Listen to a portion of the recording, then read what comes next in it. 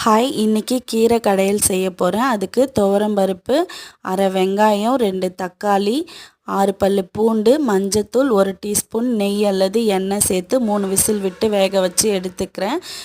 காரத்துக்கு தேவையான பச்சை மிளகா சேர்த்துட்டு கூடவே வெட்டி வச்சுருக்க கீரையும் சேர்த்து இதை 1 விசில் விட்டு எடுத்துக்கிறேன்.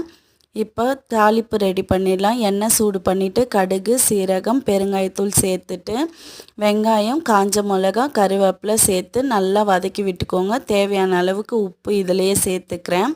இது நல்லா வதங்கினதும் கடைஞ்சி வச்சுருக்க கீரையில் நம்ம இந்த தாளிப்பை சேர்த்துடலாம்.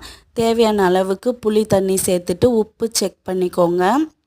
இப்போ இதை நல்லா மிக்ஸ் பண்ணிவிட்டு ஒரு 5 மினிட்ஸ் லோ ஃப்ளேமில் குக் பண்ணி எடுத்திங்கன்னா சூப்பரான கீரை கடையல் ரெடி.